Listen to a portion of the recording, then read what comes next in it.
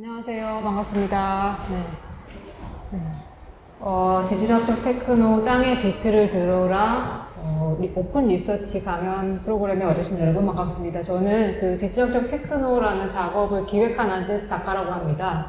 그래서 오늘이 저희가 기획한 오픈 리서치 첫 번째 날이거든요. 그래서 이 전체적으로 이 작업이 어떻게 기획되었고 또 프로그램이 앞으로 어떻게 운영될 것인가를 좀 먼저 말씀을 한 10분 정도 드린 다음에 본 강연으로 들어가고자 합니다. 이 전시는 지금 정거장이라는 전시 안에 관객 참여형 프로그램으로 들어가 있는 프로그램인데요. 이 정거장이라는 전시는 2000년대에 미디어시티 서울이 출발했는데 지금까지 한 12회 정도 온 것 같아요. 그래서 그 미디어시티 서울 비엔날레를 한번 중간에 정리하고 다시 한번 그 의미를 좀 재발견해보는 그런 전시이고요. 그런 전시 안에서 저희가 이 프로그램을 맡게 되었습니다. 지질학적 테크노라는 작업은 사실 제가 그 지질학적 테크노라는 이 지질학적 시리즈를 베이커리로 작업을 하고 있었습니다. 그래서 이제 그 베이커리 작업에 파생 작업으로 지진을 가지고 또 작업을 하게 되었는데요. 잘 아시겠지만 이제 지진을 측정할 때 지진파를 가지고 측정을 하잖아요. 근데 이제 그 지진파라는 것이 우리가 이렇게 그래프로는 있지만 실제로 들을 수는 없는데 그것을 이렇게 가청 영역대로 끌어들여가지고 지진파를 우리가 들을 수 있다면 어떨까? 그리고 그것을 그것도 음악도 음파고 지진파도 이렇게 파동이니까 둘 다 파동이거든요. 그래서 이제 이 파동이라는 것이 것의 어떤 속성이 비슷하고 그래서 파동을 가지고 음악을 만드는 또 테크노 음악이 있고 또 같은 파동을 가지고 또 지진을 측정하는 그런 파동이지만 그것을 다르게 이용하고 또 그것이 다르게 이렇게 우리가 감각하게 되는 지점들이 있어서 뭔가 그 파동이라는 그 분모를 가지고 두 개를 어떻게 엮어볼 수 있을까 하는 생각이 좀 들었고요. 그래서 이제 사실 이 지진파라는 것이 어떤 특정 지역에서 생겨나는 파동이잖아요. 예를 들어서 지금 이런 사이트가 있는데 지금 보시면은 이 사이트에 지금 이 거의 실시간으로 전 세계에서 지진이 어디서 일어나고 있는지 이렇게 이 사이트에서 보여주고 있더라고요. 그래서 보시면은 밑에 들어가면은 이렇게 이런 지역들에서 지금 날짜가 7월 22일이라고 나와 있죠. 거의 실시간인 것 같은데요. 뭐 예를 들어서 뭐 거의 이름이 좀 되게 생소한 이런 지역들의 지진파들이 이렇게 나와 있는데 뭐 예를 들어서 말라위를 검색을 해서 들어가 보면 여기가 아마 여기 보니까 이렇게 아프리카 쪽인 것 같아요. 그리고 여기 지진파가 이렇게 나오는데 재미있게도 이 사이트에 이 지진파를 Listen to the waveform as audio라고 소리를 이렇게 들어볼 수 있게 서비스를 해놨더라고요.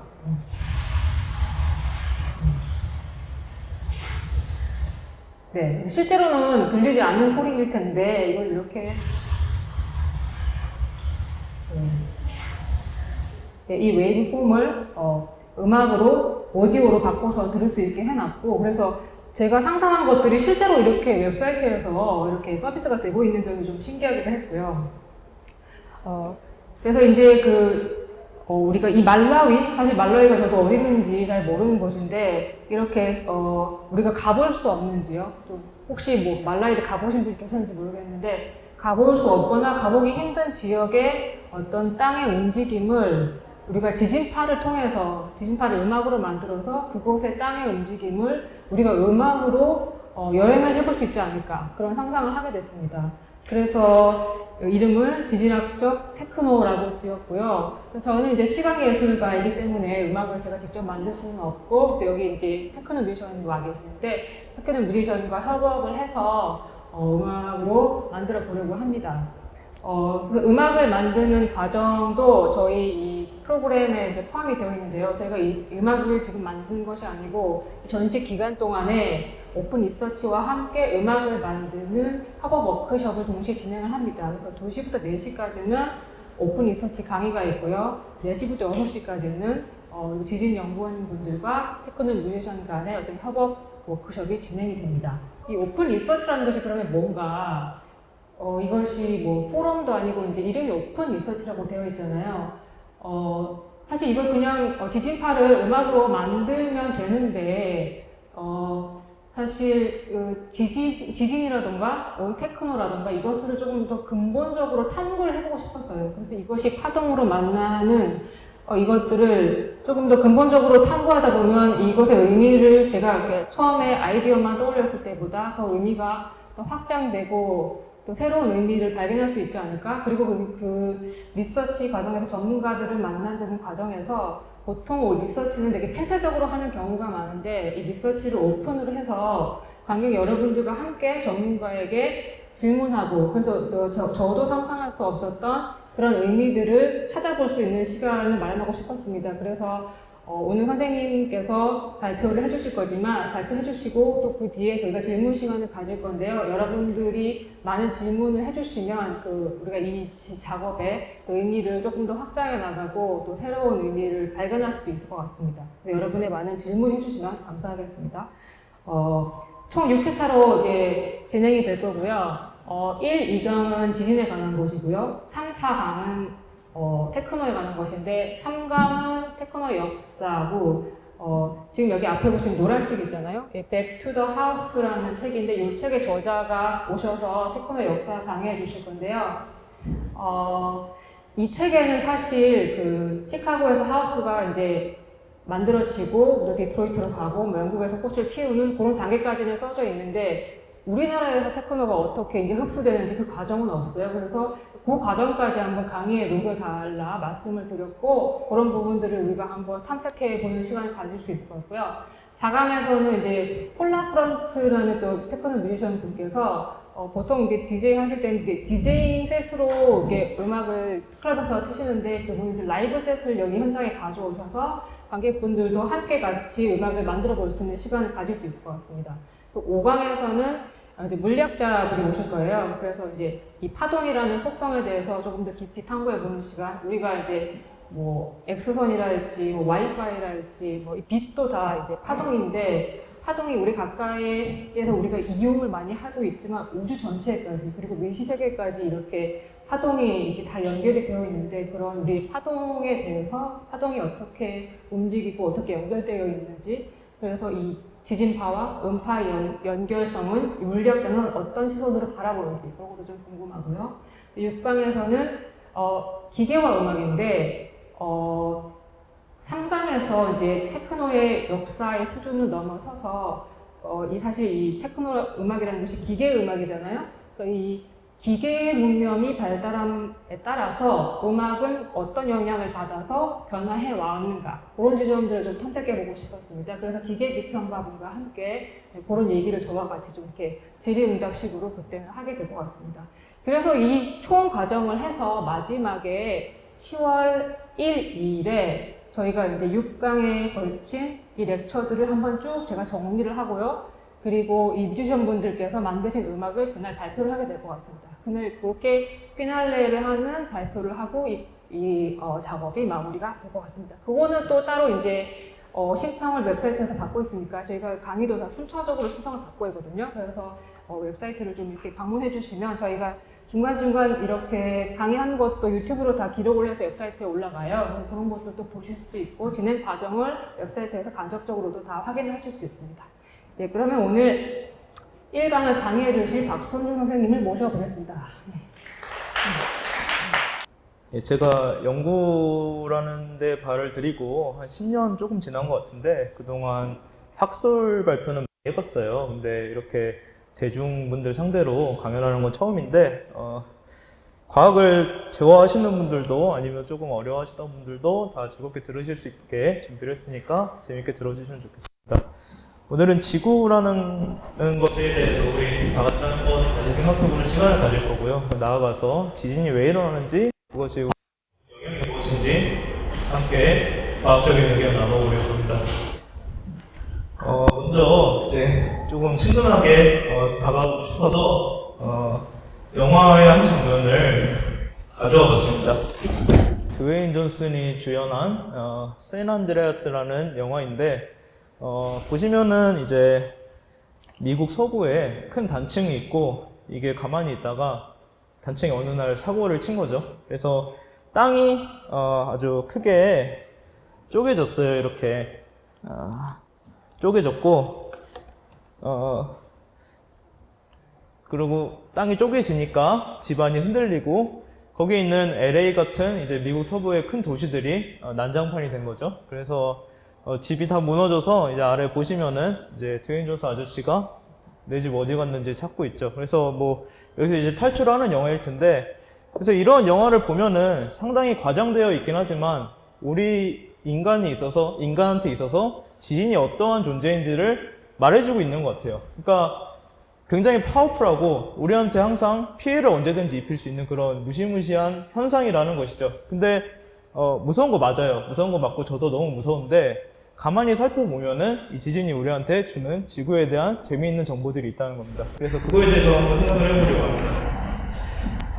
이제 이건 지구 사진인데 발표에 본론적으로 들어가기 앞서서 지구라는 것을 잠깐 감상을 하려고 해요. 그러니까 사실은 아무 감흥이 없으실 거라고 생각을 해요. 왜냐면은 너무 많이 본 사진이기 때문에. 근데 분명히 이거를 처음 본 사람들은 되게 쇼킹했을 거예요. 우리가 서 있는 땅이 사실은 우리한테 있어서 엄청 크잖아요. 이 지구라는 행성이. 근데 우주 공간으로 조금만 나가서 살펴보면은 이렇게 사진 한 장에 그냥 담을 수 있을 정도로 하나의 작은 행성일 뿐이라는 거죠. 그래서 우리가 얼마나 작은 존재인지부터 생각하는 시간을 한번 가져보려고 하겠습니다. 그리고 제 발표가 다 끝나고 이 사진을 다시 보았을 때 여러분들께서 느끼시는 감정이 조금 더 달라졌으면 하는 게 제 바람입니다. 이거는 되게 유명한 사진인데 창백한 푸른 점이라는 사진이에요. 이게 뭐냐면은 우주 탐사를 위해서 지구에서 보이저라는 탐사선을 우주 공간으로 쏘아 올리게 돼요. 그래서 보이저가 열심히 지구를 출발해서 우주 공간으로 나아가는데 우주의 크기에 비하면 얘가 너무 느린 거죠.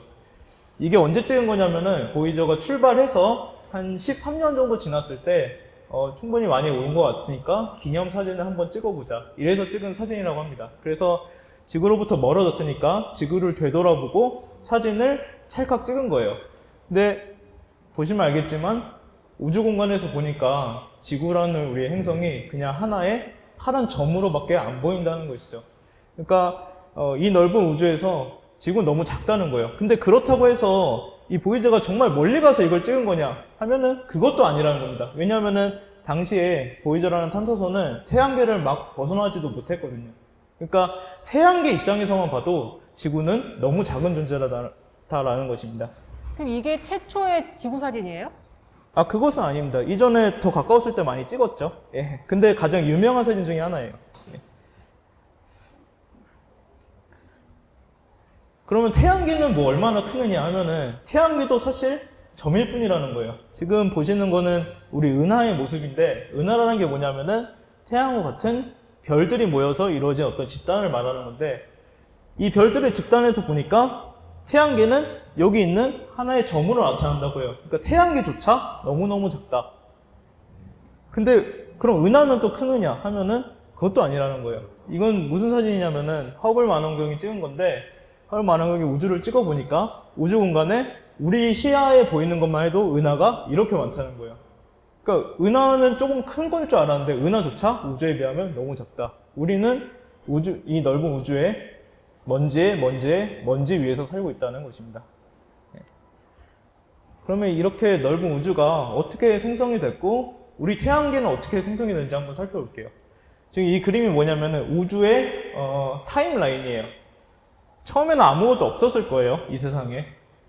시간도 공간도 없는 무의 세상이었을 겁니다. 근데 어느 날 여러분이 너무 좋아하시는 빅뱅이 일어나게 되죠. 그게 한 대략적으로 138억 년 전이라고 합니다. 빅뱅이 일어나니까 이때부터 시간과 공간의 개념이 생기고 우주는 만들어져서 공간적으로는 위아래로 팽창하게 됩니다. 그리고 시간은 흘러가게 되죠. 그러고 나서 이제 우주가 비어 있다가 거기에 입자들이 생겨나게 되고 별들이 생겨나게 되고 우리가 사는 것과 같은 행성들이 생겨나게 됩니다. 빅뱅이 있고 나서 약 2억 년 정도 후에 태초에 별들이 만들어졌다고 해요. 태양은 언제 생겼냐면은 빅뱅이 있고 나서 90억 년 후, 우리 기준으로 했을 때는 약 46억 년 전에 생겼습니다. 그러니까 처음 별이 생기는데 걸리는 시간이 2억 년이었는데 태양이 만들어진 거는 90억 년 후니까 태양은 굉장히 오래 걸린 거죠. 만들어질 때까지. 어쨌든 46억 년 전에 태양계가 형성이 되었습니다. 그 태양계가 형성될 때 어떻게 형성되는지 우리는 모르잖아요. 근데 과학자들이 상상을 하는 겁니다. 이게 그 상상도 중에 하나예요. 어떻게 별과 행성이 생길 수 있냐 하면은 이런 거예요. 우주에 먼지들이 떠다니고 있었어요, 처음에는. 근데 우주는 너무 넓기 때문에 그 먼지들이 서로 만나기는 힘들었을 거예요. 근데 유구한 세월이 흐르면은 언젠가는 먼지와 먼지가 만나게 되겠죠. 그리고 그 먼지들은 서로 비껴갈 수도 있고 서로 부딪혀서 튕겨나갈 수도 있지만 아주 때때로는 서로 뭉쳐져서 하나의 더 큰 먼지가 된다는 겁니다. 그리고 그 먼지가 다른 먼지를 만나서 커지고 하다 보면은 시간이 충분히 흐르면은 하나의 커다란 덩어리가 될 수 있겠죠. 그리고 덩어리로 성장을 하다 보면은 여러분이 좋아하시는 중력이 생기게 됩니다.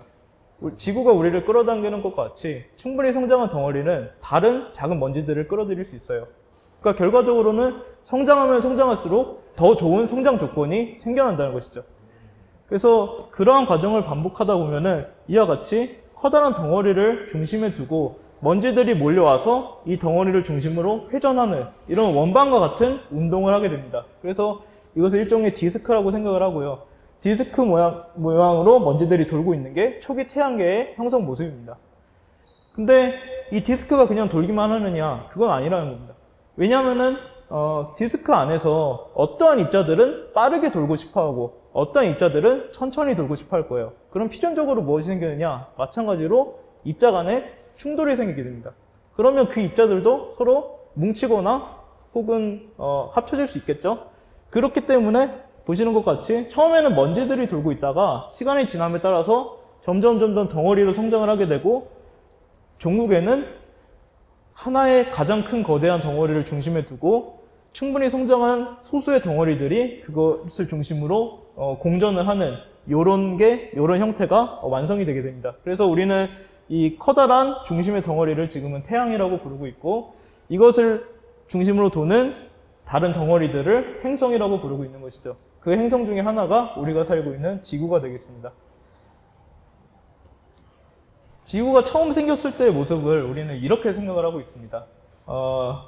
생각해보면은 아까 말씀드린 것처럼 먼지와 먼지가 만났다, 덩어리와 덩어리가 만났다고 말씀을 드렸지만 사실은 만난다는 게 충돌이에요. 그러니까 우리 과거에 공룡들이 운석 충돌로 인해서 한 방에 다 멸망을 했는데 그게 사실 얼마나 거대한 에너지겠어요. 돌과 돌이 우주 공간에서 부딪힌다는 게.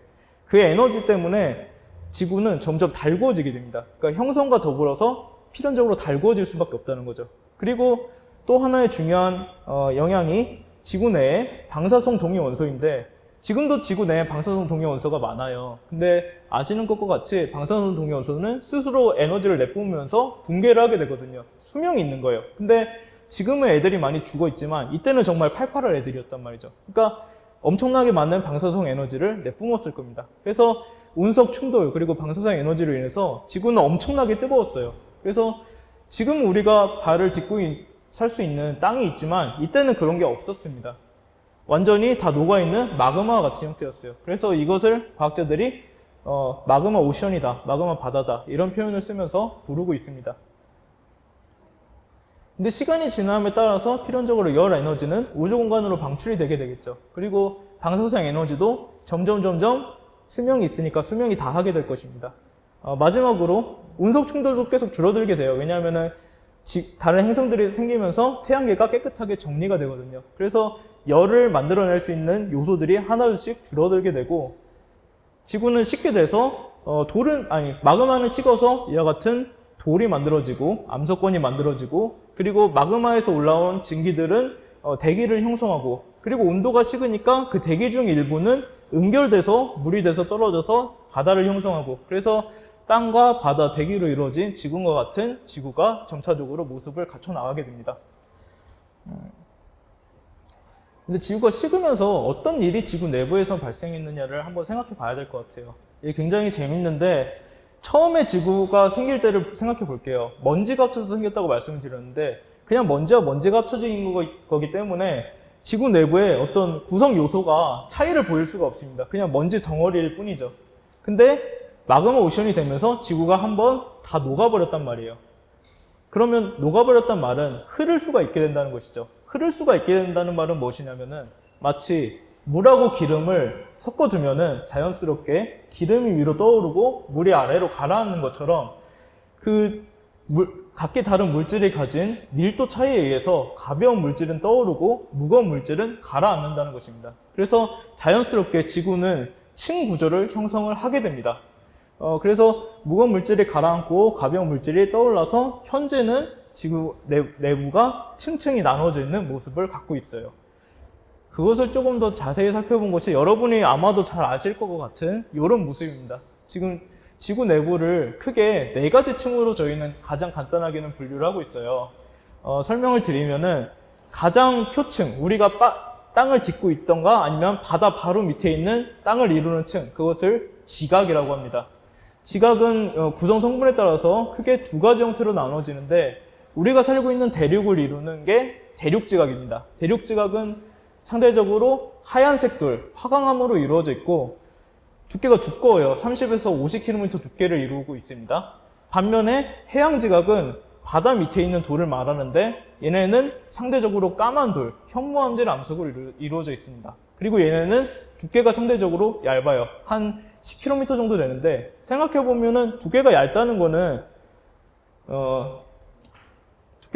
높이가 낮다는 거랑 마찬가지죠. 그러니까 그림에서 보실 수 있듯이 대륙은 위로 솟아있고 바다의 땅은 아래로 내려가 있습니다. 그렇기 때문에 해양 지각이 된 겁니다. 아래로 내려가 있기 때문에 거기 물이 고이면서. 그러니까 얇기 때문에 우리가 지금 얘네를 해양 지각이라고 부를 수가 있는 겁니다. 그리고 그 지각 밑에 멘틀이라는 아주 두꺼운 층이 존재하고 있습니다. 멘틀은 감람암질 암석으로 이루어져 있는데 지각이 두꺼워봤자 한 50km라고 했잖아요. 근데 멘틀은 약 2,900km, 대략 3,000km입니다. 말씀드리고 싶은 것이 지구 반지름이 대충 6,000km 정도 돼요. 근데 멘틀이 3,000km를 차지하고 있어요. 그러면은 이 그림에서 보실 수 있듯이 사실 지구의 대부분의 포션은 이 멘틀이 차지하고 있다는 겁니다. 한 70%에서 80% 정도를 멘틀이 차지하고 있다고 생각을 하고 있고요. 그리고 가장 심부, 지구가 무거운 물질이 가라앉아서 생긴 가장 심부층을 우리는 핵이라고 부릅니다. 이 핵은 지구에서 가장 무거운 물질, 철하고 니켈로 이루어져 있습니다. 이 핵은 크게 2가지 층으로 나눠져 있는데 외핵과 내핵입니다. 둘 다 성분은 똑같아요. 철하고 니켈인데 다만 외핵은 이 정도 온도 압력 조건에서 액체 상태로 존재를 하고 있고 내핵은 가장 심부의 온도 압력 조건에서 고체 상태로 존재하고 있어요. 그래서 성분은 똑같은데 액체와 고체로 나눠져 있다. 그래서 총 4가지 층으로 지구 내부가 이루어져 있다는 겁니다. 그리고 지구가 4가지 층으로 이루어져 있기 때문에 생기는 가장 중요한 우리가 오늘 집중해서 얘기할 운동이 일어나게 되는데 그걸 이제부터 말씀을 드리려고 합니다. 먼저 이분을 언급하지 않을 수 없습니다. 아마 지질학자 중에서는 이름만 따지면 아마 가장 유명한 분이 아닐까 싶어요. 알프레드 베게너라는 분인데 이분이 뭐냐면은 기상학자이자 지질학자이자 탐험가이자 이것저것 많이 했던 유능한 분입니다. 근데 이분이 어느 날 세계 지도를 보다가 이런 생각을 하게 됩니다. 여기 남아메리카랑 아프리카랑 보니까 뭔가 해안선이 비슷한 것 같은데? 이거 과거에는 혹시 붙어 있던 거 아니야?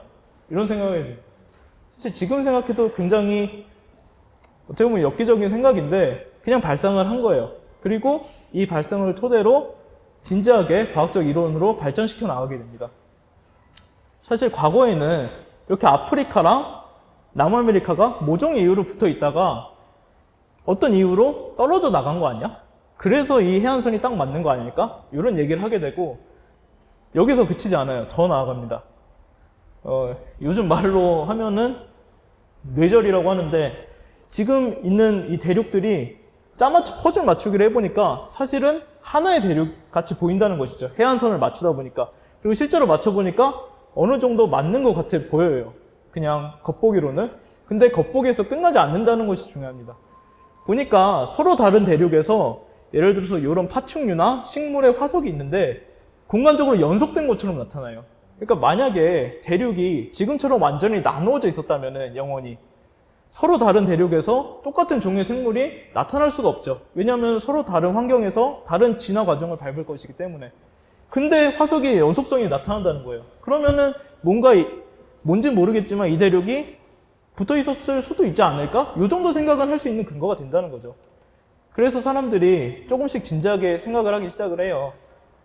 그래서 이런 질문을 하게 됩니다. 과학에서는 항상 어떻게, 왜라는 퀘스천이 항상 중요한데 사람들이 물어봅니다. 백인호한테. 아, 그래, 알겠는데 대륙이 왜 움직인 거야? 뭐가 대륙을 이렇게 떨어뜨리게 했어? 이렇게 물어봤는데 이게 문제예요. 이분이 대답을 못했어요. 그러니까 자신이 굉장히 중요한 발견을 하고 아이디어는 제시를 했는데 이론으로 완성을 시키지 못한 거예요. 그래서 이런 대륙 이동설은 그냥 설로만 남게 되는 겁니다. 그래서 향후에 연구자들이 이 아이디어를 받아서 발전을 시키게 돼요.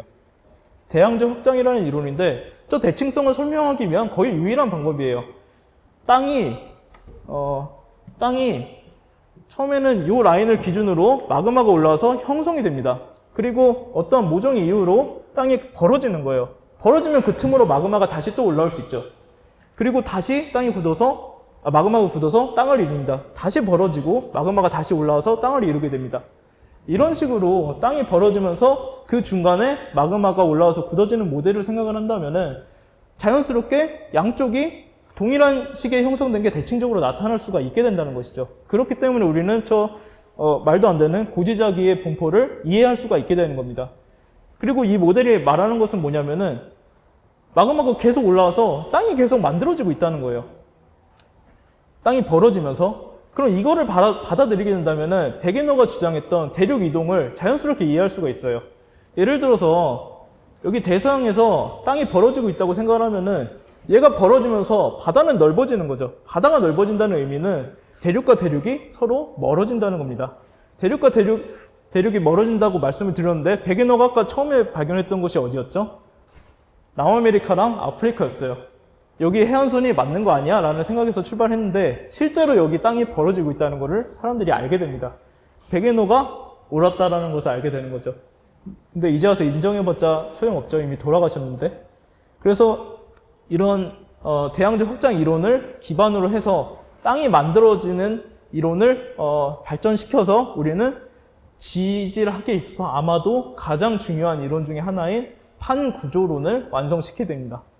판구조론이 뭐냐면은 일단은 대양적 확장으로부터 출발을 해요. 땅이 어떤 지점에서 올라와서 단단한 땅으로 굳으면서 여기가 벌어진다는 겁니다. 이것을 우리는 발산 경계라고 일컫습니다.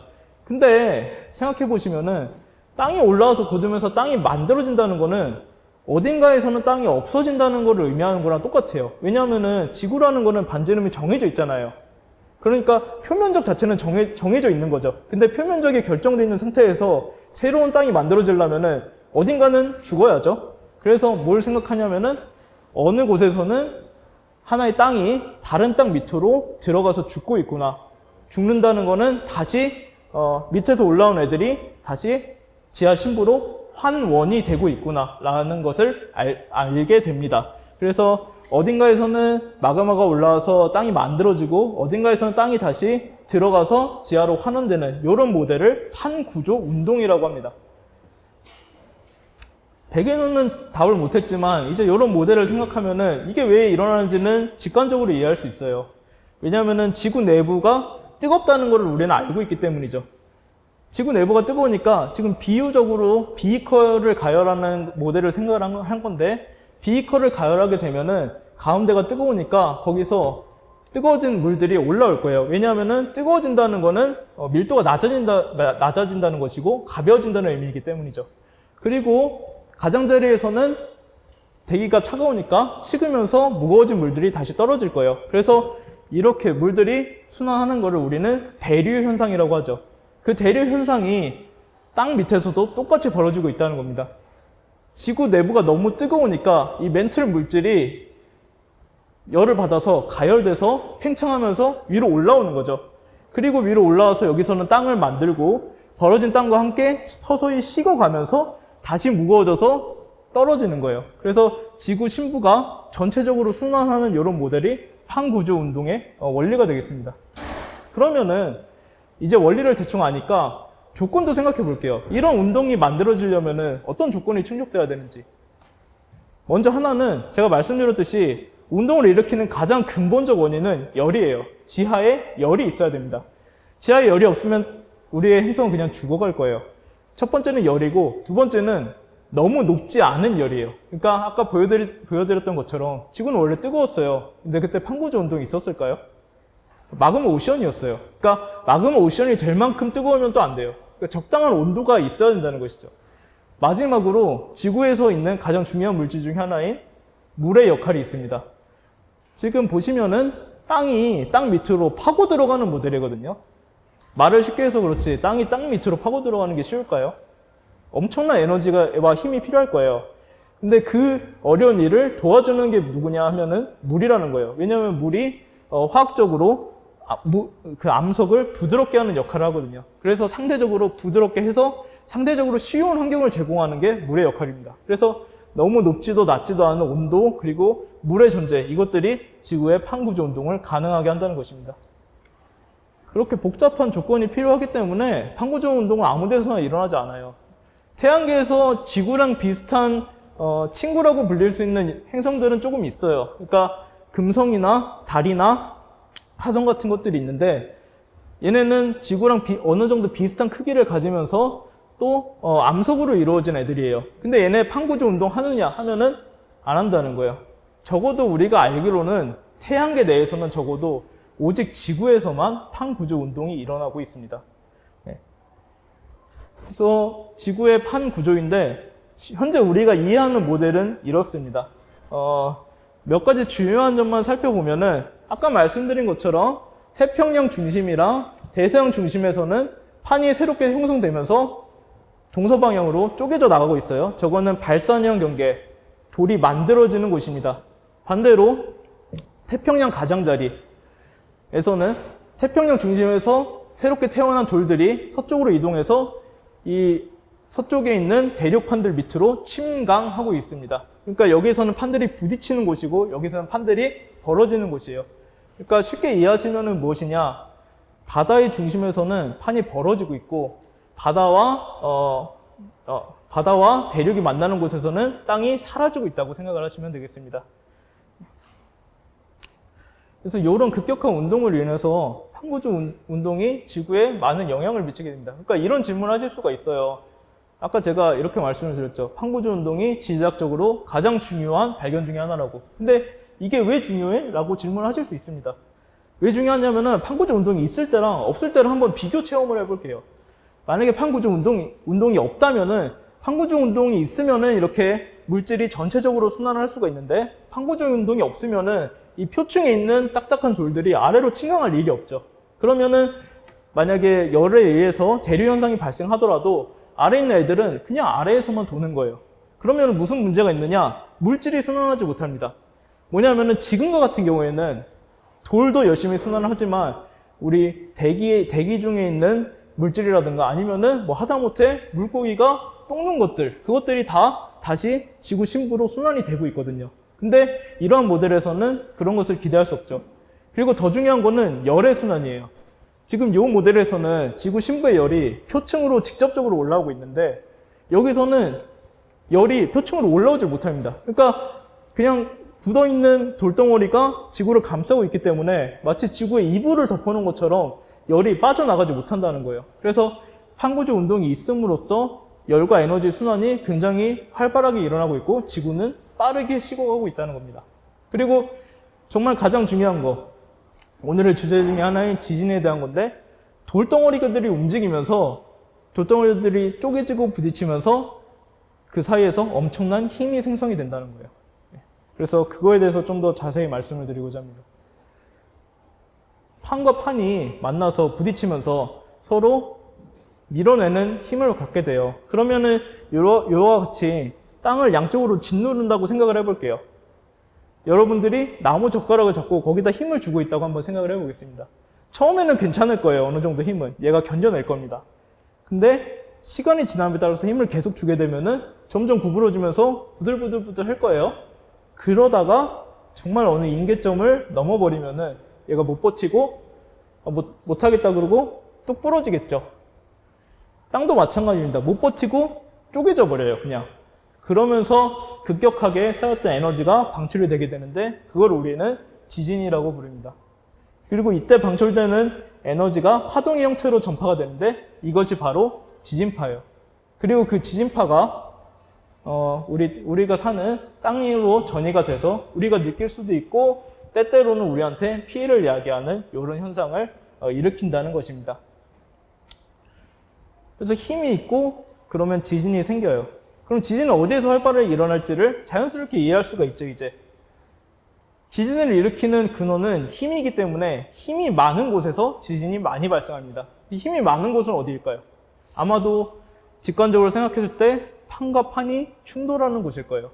판과 판이 충돌하는 곳이 어디냐? 아까 말씀드린 것처럼 바다와 대륙이 만나는 곳일 겁니다. 특히 태평양을 중심으로 해서 태평양판이 이동해서 만나는 이 태평양 서쪽 라인, 그리고 이 태평양 중심에서 동부에서 형성돼서 동부로 가서 이 칠레 지역과 만나는 나즈카판, 저거 두 개가 가장 중요한 힘을 이루게 되는데, 그래서 전 세계 지진 분포를 살펴보면은 이렇게 나와요. 지구에 지진이 일어나는 곳은 많지만 대부분이 판의 경계에서 발생을 하고, 특히 방금 전에 말씀을 드린 태평양판의 가장자리에서 가장 많은 지진이 발생한다는 것입니다. 특히 더 재밌는 거는, 이거는 그냥 모든 지진을 다 찍은 건데 규모 7 이상의 상대적으로 큰 지진만 다시 찍어보면은 거의 대부분이 태평양의 가장자리에서 발생하고 있어요. 이렇기 때문에 우리가 태평양의 가장자리를 환태평양 조산대 혹은 불의 고리, 링 오브 파이어라고 부르고 있죠. 굉장히 많은 지진이 활발하게 발생하는 곳입니다. 이렇게 지진이 발생을 하면은 우리한테 영향을 미치게 되겠죠. 근데 어떠한 영향을 미치는지 그거를 조금 재밌게 말씀드리려고 해요. 크게 두 가지 측면이 있습니다. 하나는 지진동이에요. 아까 말씀드렸듯이 지진이 발생하면 지진파가 땅을 타고 전파를 하게 돼서 우리의 땅을 뒤흔들게 됩니다. 지금 지진동을 기록하는 그 기계가 지진계라고 하는 것인데, 이와 같이 땅의 흔들림이 착착착착착착 기록이 되죠. 그리고 이거는 동일본 대지진이 발생했을 때 일본에서 기록한 지진동이에요.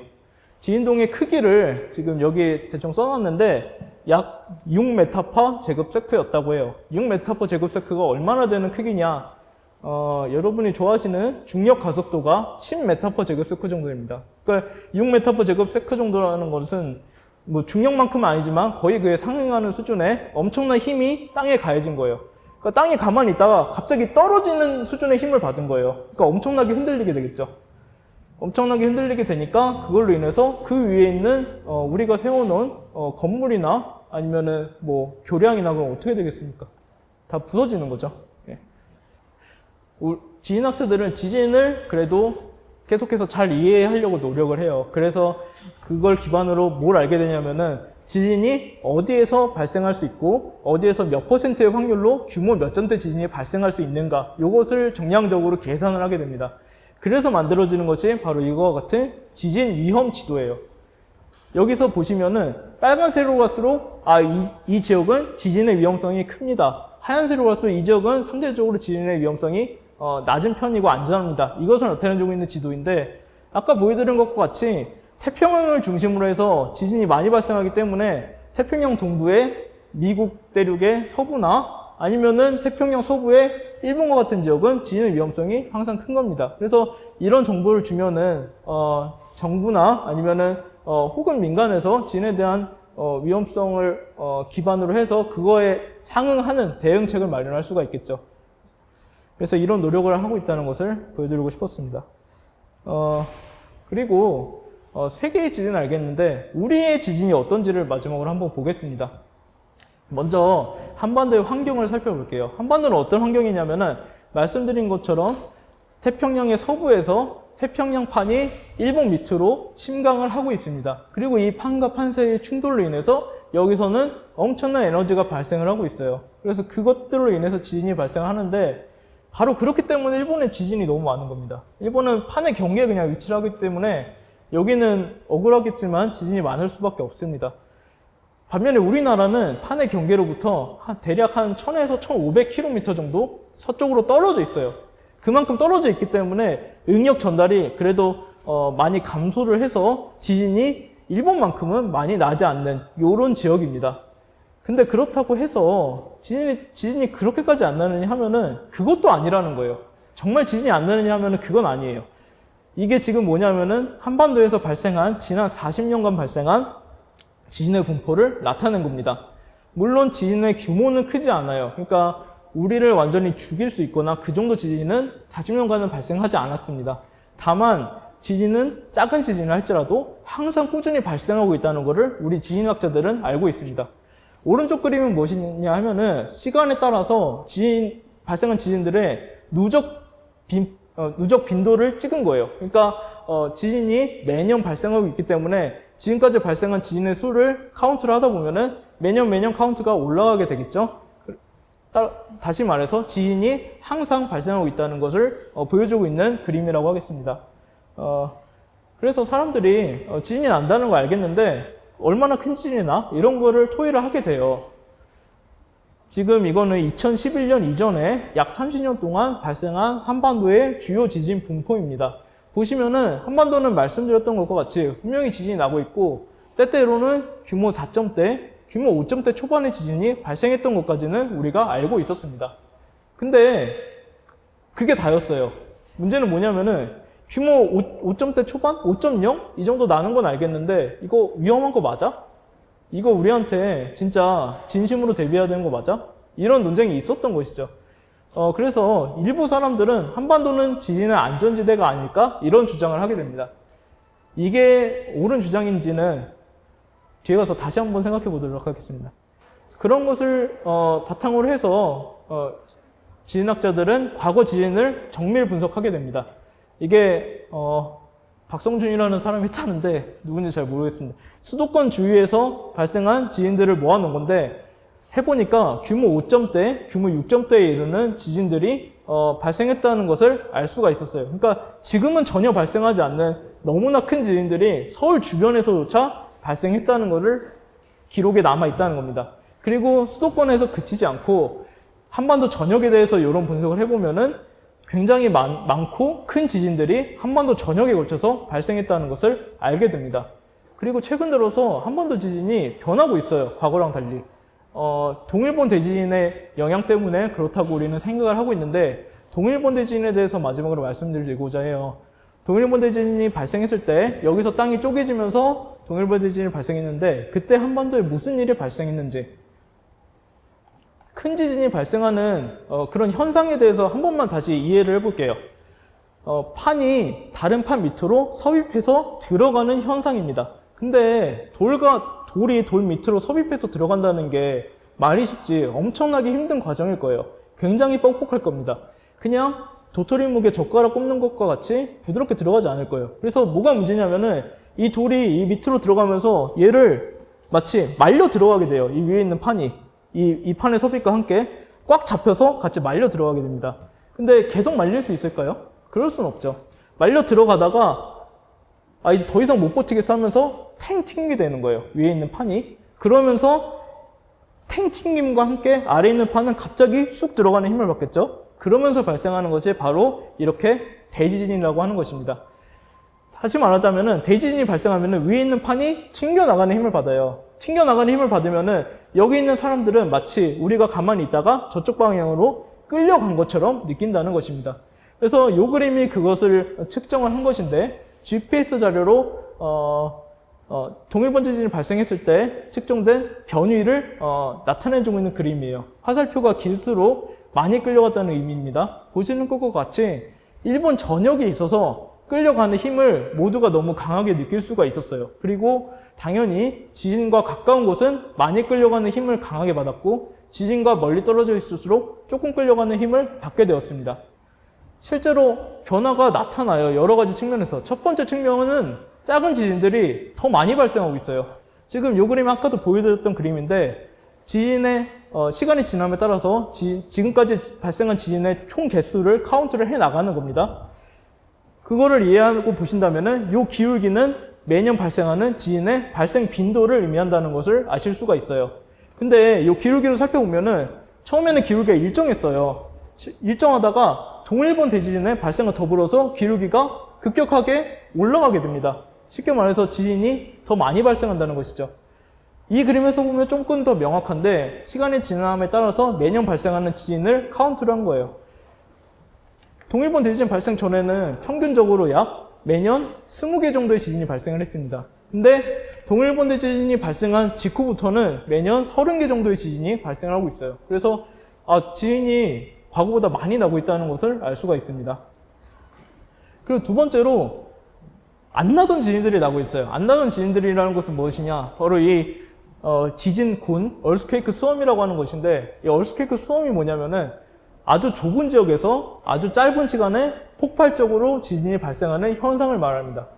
이게 재작년에 전라도 해남에서 발생한 지진군을 지금 분석을 한 건데, 약 200m 정도의 크기의 영역에서 500개가 넘는 지진이 2주 동안 발생을 했어요. 근데 신기하게도 2주 동안은 엄청 발생을 하고 그 전에는 하나도 안 났어요. 그리고 그 이후에도 안 나고 있다는 겁니다. 이러한 현상을 지진군이라고 하는데 이게 한반도에서는 없었어요. 없었다가 동일본 대지진이 2011년에 발생한 직후에 2013년에 백령도와 그리고 보령 앞바다에서 이런 지진군이 관찰이 되고 마찬가지로 2012년에 한반도 동남부 해역에서도 지진군이 관찰이 되었습니다. 안 나던 게 나기 시작한다는 거죠. 그래서 뭔가 변했구나라는 것을 알 수가 있습니다. 마지막으로 이렇게 의미 없는 작은 지진들만 변한 게 아니고 큰 지진도 변했다는 거예요. 지금 그림에 나타낸 거는 규모 5 이상이 되는 지진들의 분포를 나타내고 있는데요. 색깔로 구분을 했습니다. 파란색은 동일본 대지진 전에 발생한 지진들, 그리고 빨간색은 동일본 대지진 후에 발생한 지진들이에요. 근데 분석 기간을 살펴보면은 동일본 대지진 전에는 약 30년 동안 분석을 했어요. 그리고 동일본 대지진 이후에는 약 6년 동안 분석을 했습니다. 근데 한번 개수를 보세요. 개수가 30년 동안 5개 나던 게 동일본 대지진 이후에 6년 동안 5개 났어요. 그러니까 큰 지진의 발생 빈도만 놓고 따져본다면은 빈도가 5배나 증가한 것으로 해석을 할 수가 있겠죠. 그래서 이유는 모르겠지만 동일본 대지진 이후에 큰 지진조차 많이 나고 있다는 것을 알게 됩니다. 그래서 아까의 질문에 대해서 다시 되짚어보면은 안전지대다? 이제는 아무도 이렇게 얘기를 하지 않아요. 그래서 한반도를 잘 분석하고 지진의 위험성을 잘 판정하는 것이 중요하다는 것을 모두가 알 수 있고 백방으로 노력을 하고 있습니다. 이거는 이제 박성준이라는 사람이 분석을 했다고 하는데 이게 왼쪽 그림은 1000년 동안 예상되는 한반도에서 발생할 수 있는 지진동이고 오른쪽은 약 5000년 동안 한반도에서 예상되는 지진동의 크기예요. 이 분포를 알려주고 정량적인 값을 주어준다면은 1000년을 버티고 싶으면은 이 정도 크기는 버틸 수 있게 대비를 하십시오라는 정보를 줄 수가 있다는 것이죠. 그래서 이러한 정보를 토대로 우리 학자들이나 혹은 이제 정부에서도 많은 노력을 기울이고 있다 이런 말씀을 좀 드리고 싶습니다. 네. 그래서 이제 발표는 마칠 건데 아까 처음에 보여드렸던 그림이에요. 이제 지구와 지구과학에 대해서 처음보다는 조금 호기심이 생기셨나 해서 그런 인식의 변화가 좀 있었으면 하는 바람입니다. 준비한 것은 여기까지고요. 질문이 있으시면 질문해 주시면 감사드리겠습니다. 우리나라에서 40년 동안 없던 지진이 갑자기 지금 여기 보시면은 왼쪽에 있는 것이 가장 역사적으로 세계에서 가장 진도수라고 그러나요? 높은 수사적으로 행복해 한 거고 오른쪽은 우리나라의 지진 5.8 아까 말씀 주신 경주 그 다음에 포항 이렇게 순으로 쭉 가장 셌던 것부터 지금 역사적으로 그것은 우리나라 거를 표기한 건데요. 지금 아까 말씀해 주셨던 것처럼 2016년에 있던 지진이 지금 1위로 올라와 있습니다. 근데 40년 동안 조용했던 78년도 전부터 지진계를 측정한 이후에 가장 센 지진이 이제 2016년에 있었고 여러분도 아시겠지만 포항에 우리가 지진이 나가지고 수능이 연기됐잖아요. 그 정도로 이제 큰 이슈였는데 이거를 말씀하실 때 박성준 선생님께서 약간 피치가 올라가시고 소름 끼친다 이런 말을 하셨는데 지진이 난다는 건 좀 위험한 상황이고 많이들 두려워하는 상황인데 제가 보기에는 선생님이 좀 약간 신나 보셨어요. 그래서 지진학자들은 이렇게 갑자기 40년 만에 큰 지진이 일어나면 혹시 신이 나지 않을까 하는 생각이 들었어요. 이게 좀 역설적인데 어떠신지, 분위기가 어떤지, 신이 나는 분위기인지 좀 궁금합니다. 그런 지진이. 재밌는 질문 해주셔서 감사합니다. 네네. 학술적으로는 연구를 할 게 많아져서 신나는 것이죠. 근데 사실 경주지진이나 포항지진 같은 경우에는 정말 다행스럽게도 사망자는 발생하지 않았어요. 그래서 사실 뭐 제가 신나한다 어쩐다 이런 것이 크게 돌맞을 일은 아닐 수도 있을 것 같은데, 예를 들어서 아까 보여드린 수마트라 대지진이나 아이티 대지진 같은 경우는 사람들이 30만 명이 넘게 죽었어요. 그걸 보고 뭐 진심은 모르겠지만 신난다고 표현한다면은 안 되겠죠, 사실은. 다만 이제 큰 지진이 발생하면은 너무나 연구 가치가 많은 것이 사실입니다. 왜냐하면은 그 지진 자체도 연구를 하지만 그 지진으로 인해서 발생하는 강한 지진파가 땅을 타고 지구 전역을 휩쓸게 되거든요. 그리고 그 지진파를 연구를 하다 보면은 그 지진파가 타고 온 땅의 성질을 알 수가 있어요. 그렇기 때문에 지구 내부를 연구하는 데 있어서 너무나 좋은 재료가 됩니다. 그래서 정말 비극이지만 연구를 위해서는 필요하다기보다 저게 발생하면은 연구가 급진하기는 한다, 이렇게 말씀을 드리겠습니다. 저도 그냥 잔잔한 질문들이 몇 가지 있는데, 아까 그 지구 내부가 열이 있어서 뜨겁고 판구조 운동에 때문에 순환이 된다. 안 그러면은 순환이 안 되기 때문에 뭐 이렇게 뭐 물고기의 똥도 이렇게 순환이 안 되고 물질들이 순환이 안 된다고 말씀하셨는데, 근데 그 지구 자체도 점점 더 식어가고 있잖아요, 그렇죠? 예. 그렇죠. 그러면은 나중에 점점 더 식으면 지구는 어떻게 되나요? 좋은 질문 감사합니다. 좀 더 식으면은 움직임이 멈추게 되는 거죠. 그래서 그거를 정확한 표현인지는 모르겠는데 죽은 행성이라고 표현한다고 합니다. 지금 지구는 살아서 움직이고 있지만 열 에너지가 완전히 다 없어지게 되면은 죽어버리는 거죠. 사실 죽는다는 게 어떤 의미인지. 움직임이 더 이상 없다는 거죠. 아까와 같은 물질의 순환, 열의 순환 이런 것이 없이 그냥 차갑게 식어버린다는 것이고, 사실은 시간이 지나면 지구만 식는 게 아니죠. 우주가 식어서 멈춰버릴 거예요. 네. 그렇군요. 근데 아까 멘틀이 대류를 해서 이렇게 판 구조 운동이 일어난다고 하셨는데, 멘틀은 고체 아닌가요? 네. 근데 고체도 대류를 하는지 그 부분이 하나 궁금하고요. 예. 그리고 핵이 있을 때 핵으로 돌아가서 핵이 외핵이 있고 내핵이 있는데, 내핵은 고체고 외핵이 액체라고 하셨잖아요. 근데 지구 내부가 가장 뜨거울 텐데, 상식적인 제 생각으로는 가장 뜨거우면 내핵이 액체고 외핵이 고체일 것 같은데, 왜 외핵이 액체고 내핵이 고체인지, 네, 그것도 궁금합니다. 너무 좋은 질문 해주셔서 대단히 감사합니다. 먼저 첫 번째 질문이 사실 저도 되게 재밌게 느껴요. 멘틀은 고체가 맞습니다. 고체가 맞는데 흐를 수 있어요. 왜 흐를 수 있냐? 지구 내부의 환경을 생각해 볼게요. 이 멘틀에 있는 물질을 여기로 끌어 들어오면은 그건 그냥 딱딱하게 굳어 있을 거예요. 그리고 흐르지 않을 겁니다. 근데 지구의 내부는 굉장히 뜨거워요. 굉장히 뜨겁기도 하고 압력 조건 또한 여기랑은 비교가 안 되게 엄청난 압력이 가해지고 있습니다. 그리고 그렇다면 그런 압력 조건에서 물질이 지금과 같은 성질을 갖겠느냐, 대기 중에서 같은 성질을 갖겠느냐 하면은 그것이 절대 아니라는 거예요. 온도 압력 때문에 여기를 구성하고 있는 물질들이 일종의 흐를 수 있는 능력을 갖게 되는 겁니다. 근데 과장해서 흐른다고 말씀을 드렸지만 이것은 엄청나게 천천히 일어나는 운동이에요. 마치 정말 딱딱한 것처럼 보이지만 정말 오랜 기간을 기다리고 보면 조금 움직여 있네? 조금 움직여 있네? 이런 느낌으로 흐를 수 있는 능력을 갖게 할 수 있는 게 이 환경에서의 온도 압력이라는 것입니다. 그렇기 때문에 대류를 할 수가 있게 되는 것이고요. 두 번째로 이제 내핵과 외핵의 관계에 대해서 말씀을 해주셨는데, 말씀해주신 것과 같이 온도는 안에서 더 뜨거운 게 맞아요. 근데 방금 전에 제가 말씀드린 것에 사실 힌트가 있는데, 온도도 중요하지만 압력도 중요한 겁니다. 온도는 매우 뜨겁지만 그와 더불어서 압력 또한 외핵보다 내핵에서 훨씬 더 강한 거예요. 강하게 누른다는 거는 고체가 될 개연성을 더 제공을 한다는 것입니다. 그래서 컴포짓 이펙트죠. 혼합되는 두 가지 역할에 의해서 결정된 게 외핵은 액체, 내핵은 고체, 요 지금의 상태입니다. 제가 듣기에는 그 핵이 액체이고 고체 상태인 거를 지진파 측정을 통해서 발견했다고 알고 있는데 그거에 대해서 조금 그 과정을 조금 지진파로 어떻게 핵을 발견하고 뭐 그런 얘기도 있잖아요. 그거 좀 설명해 줄 수 있을까요? 예. 쉽게 말씀을 드리면은 지진파에 만약 아시는 분이 있을 수도 있는데 크게 두 가지 파동이 있습니다. 하나는 P파고 하나는 S파예요. 근데 P파는 뭐냐?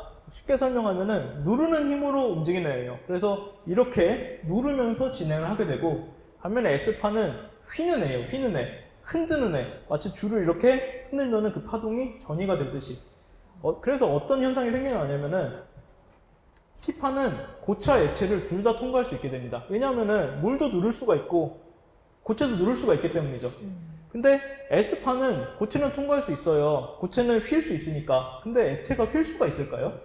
액체는 휜다는 개념이 없습니다. 그래서 이 휘는 힘을 쉬어 스트레스라고 하는데 마치 초콜릿 덩어리를 이렇게 잡고 이렇게 움직이면은 초콜릿이 손을 따라서 휘어지겠죠. 근데 액체는 그런 힘이 존재하지 않아요. 그렇기 때문에 액체에서는 S파가 움직일 수가 없는 게 주요 골자입니다. 그렇다면은 먼 거리를 이동해서 온 지진파를 우리가 분석을 하면은 여기를 통과해서 오는 애들은 S파가 없는 거예요. 사람들이 생각을 하는 거죠. 왜 S파가 없어? P파는 보이는데. 액체로 이루어져 있구나. 쉽게 알 수가 있다는 겁니다. 추가적으로 좀 질문을 들어보면 지진파를 측정계가 이쯤에 있다. 예. 그랬을 때 이렇게 지진파가 이렇게 지구 내부를 통과하는 건가요? 그래서 이렇게 그걸 알 수 있는 건가요? 어떻게 지진파가 어디서 어떻게 측정해요? 그 과정이 좀 궁금해요. 예. 네, 측정계로부터 지진파를 측정해내는 과정. 예. 요 그림으로 사실 표현을 한 건데요. 지진이 발생하게 되면은 그 에너지가 사방으로 퍼져나가게 됩니다. 그리고 이 퍼져나가는 에너지가 이 방향으로 올라가기도 하고 저기 서쪽으로 가기도 하고 동쪽으로 가기도 하는 거죠. 그리고 일부 에너지는 우리가 설치해둔 지진계가 있는 이 위치로 도달을 하게 되는 거예요. 도달을 하게 되면은 그로 인해서 흔들리는 땅의 움직임이 지진계에 기록이 되는 것이죠. 예.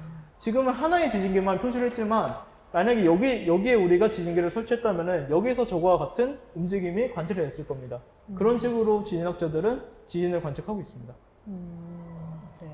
저기 뒤에 보시는 보드판에 보시면은 제가 이제 이 리서치 프로그램을 진행하기 전에 저 혼자 이제 사전 리서치를 하면서 조사한 것들을 약간 구조화한 건데요. 아마 이 6회차의 이 리서치 프로그램을 통해서 이제 그 구조 맵이 조금 더 확장되고 이 구멍들을 메워가면서 마지막에는 좀 이렇게 확장된 형태로 발전이 될 것 같은데 저기 보면은 제가 그 조사한 것 중에 지금 우리나라의 지진계가 여기 안 써놨나요? 기상청에서 지금 몇 개가 되겠더라?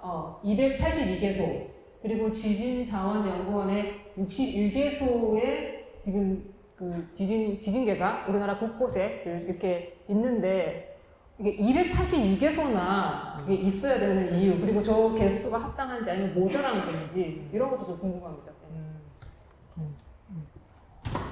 예. 되게 흥미로운 질문인데요. 지진계가 사실은 제가 연구자가 된 지 한 10년이 조금 넘었는데 제가 처음에 연구할 때는 저렇게 지진계가 많이 없었어요. 근데 어떠한 계기로 많이 생겼느냐? 하나는 동일본 대지진입니다. 너무나 큰 이슈가 되었기 때문에 지진이 너무 위험하구나 이런 거를 전 국민이 알게 되었고 그로 인해서 사회적 이슈가 되니까 연구 가치가 생기는 거죠. 그래서 일단 1차적으로 지진계가 많이 확충이 됐고요.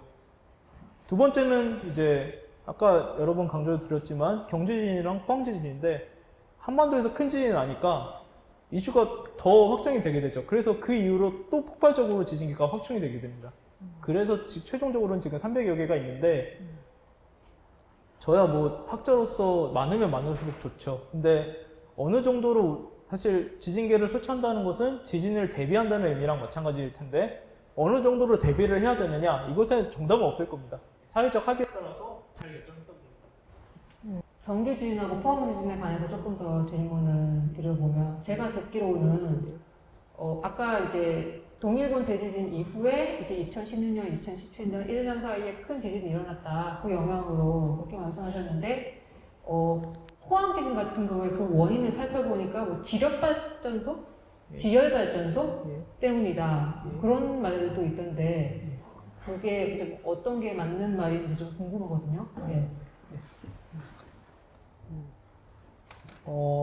이게 사실 되게 복잡한 얘기라서 간단하게 정리해서 딱 명확한 답을 드리기가 너무 힘들 것 같아요. 왜냐하면은 그때 너무 여러 가지 의견과 여러 가지 상황이 중첩돼서 완전 학계가 혼돈의 도가니가 됐었거든요. 포항 지진의 원인을 따질 때 원래 과학에서 어떤 현상이 발생했을 때 그 원인을 하나로만 이해할 수는 없을 거예요. 예를 들어서 제가 아까 말씀드렸듯이 경주지진을 비롯해서 큰 지진이 발생하는 게 동일본 대지진 영향이 있을 것이다라고 말씀을 드렸는데 그게 하나의 영향이 다일까요? 그건 절대 아닐 거예요.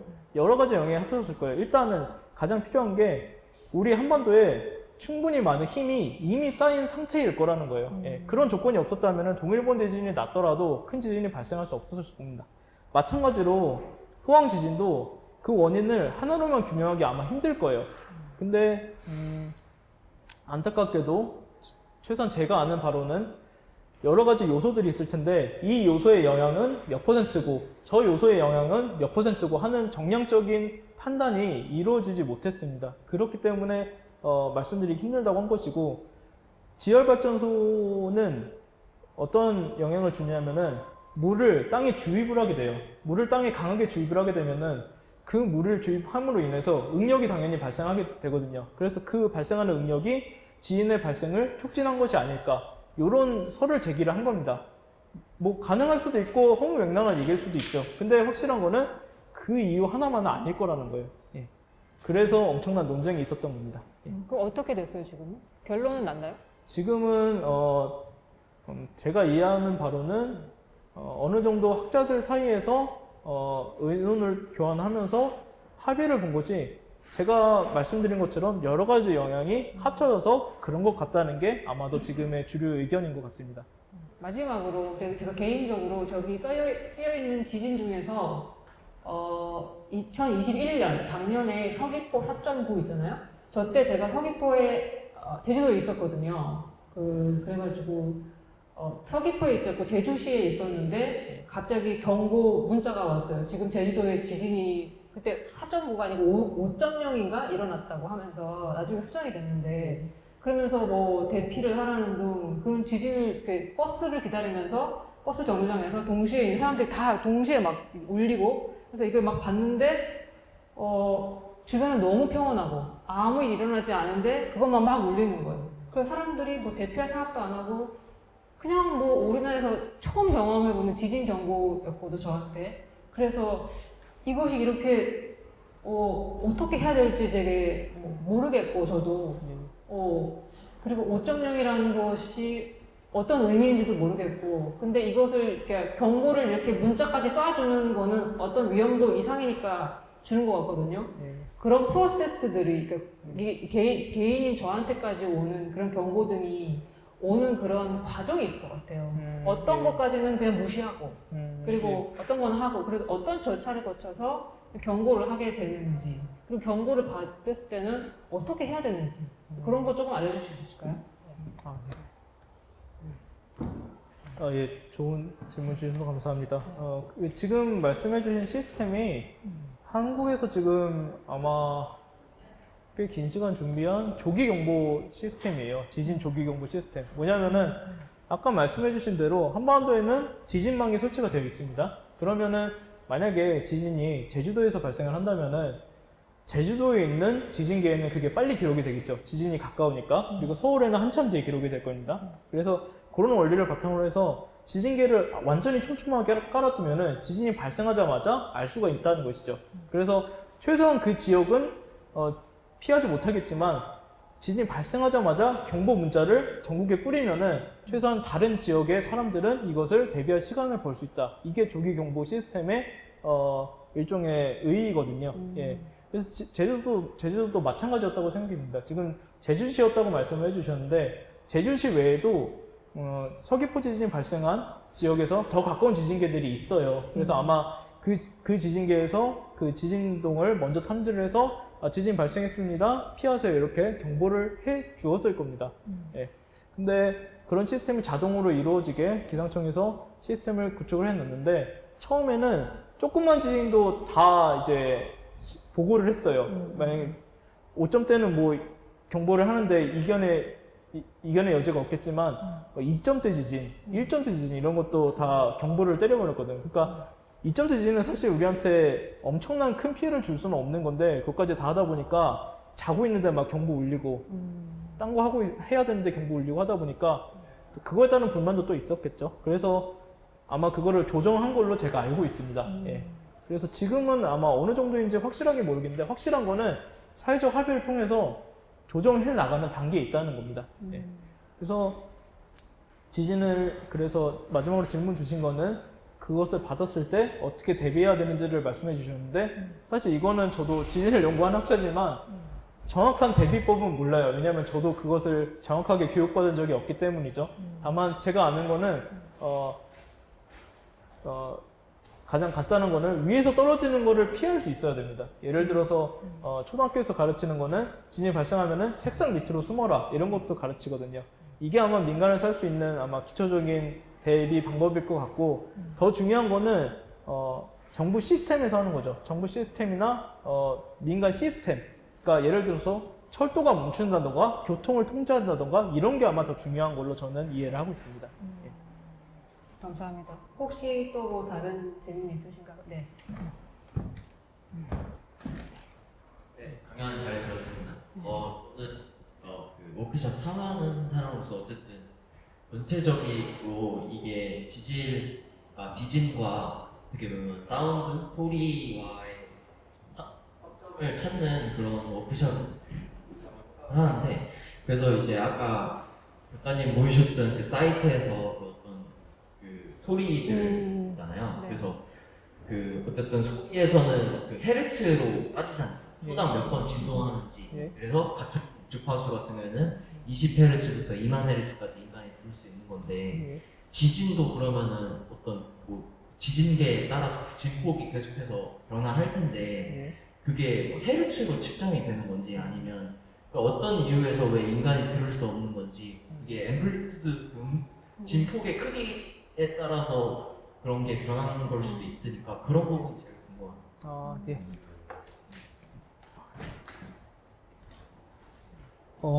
예, 재밌는 질문 해주셔서 감사합니다. 파동을 연구하는 분들은 다 비슷한 것 같아요. 지진도 역시, 지금 헤르츠라고 표현해주신 그 주파수 영역에 대한 분석을 주로 많이 하게 됩니다. 예. 보시면은 재밌는 그림을 보여드리고 싶은데,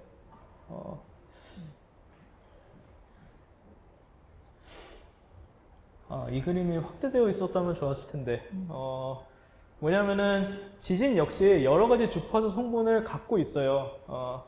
지금 너무 그림이 작아서 안 보이실 수도 있는데 지진파가 보통 어떻게 생겼냐면은 장주기, 그러니까 천천히 흔들리는 에너지가 먼저 도달합니다. 그리고 그에 뒤이어서 빨리 흔들리는 에너지, 고주파 에너지가 도달하게 됩니다. 그런 식으로 저주파 에너지와 고주파 에너지가 합쳐져서 전체적인 지진 에너지를 이루게 되고 지진마다 그 주파수 영역이 달라요. 큰 지진일수록 크게 흔들리기 때문에 저주파 에너지를 갖게 되고 반면에 작은 지진은 저주파 에너지가 많이 없고 고주파 에너지만 갖게 됩니다. 근데 일반적으로는 지진을 연구하는 사람들이 일반적으로 가장 많이 보게 되는 영역이 어디냐면은 대략적으로 제 경험상 0.1에서 10Hz 정도입니다. 근데 말씀해 주신 것처럼 가청 주파수가 20Hz라고 하셨잖아요. 그러니까 공교롭게도 그 아래에 있는 거죠. 근데 큰 지진이나 혹은 가까운 데서 지진이 나게 되면은 50Hz, 100Hz 에너지도 충분히 관측이 돼요. 그것을 만약에 귀가 밝은 사람이라면은 들을 수 있을 텐데 문제는 땅이 흔들리는 앰플리튜드가 우리가 들을 수 있는 만큼의 앰플리튜드로 흔들리지 않는다는 거죠. 주파수도 중요하지만 앰플리튜드도 중요하니까. 근데 재밌는 거는 땅은 저 정도 주파수로 흔들린다고 하더라도 땅이 흔들릴 때 사실 건물도 흔들리고 건물에 달려있는 창문도 흔들릴 거 아니에요. 그게 에너지가 전달이 되면서 똑같은 주파수로 흔들리지 않을 수도 있어요. 그래서 보면은 과거에 역사 기록에서 보면은 소리가 약한 천둥 같은 소리가 났다는 것이 기록이 분명히 남아있고 실제로 큰 지진이 났을 때 집이 흔들리면서 소리가 들리거든요. 예. 그래서 한편으로는 못 듣지만 한편으로는 너무 잘 들을 수 있다. 이렇게 말씀드리겠습니다. 예. 오늘 여기까지 하는 걸로 할까요? 네, 박범 선생님 오늘 강연 너무 즐거웠습니다. 제가 이렇게 좀 궁금했던 것들을 약간 이렇게 되게 개연성 있게 저는 이렇게 리서치를 잘 모르는 사람이 리서치를 하면은 이렇게 부분적으로는 이렇게 어디서든 이렇게 차용할 수 있는데 이거를 전체를 엮어서 이렇게 빅뱅부터 출발해서 태양계가 생기고 지구가 생기면서 어떻게 지구가 식어나가면서 또 판 운동이 일어나면서 그 와중에 또 우리나라에는 어떻게까지 영향을 미쳤는지 이렇게 쭉 이렇게 순차적으로 이렇게 한번 들어보니까 조금 더 머릿속에 정리가 잘 되는 것 같습니다. 네, 즐거운 리서치였습니다. 감사합니다. 네, 와주신 여러분도 감사합니다. 네.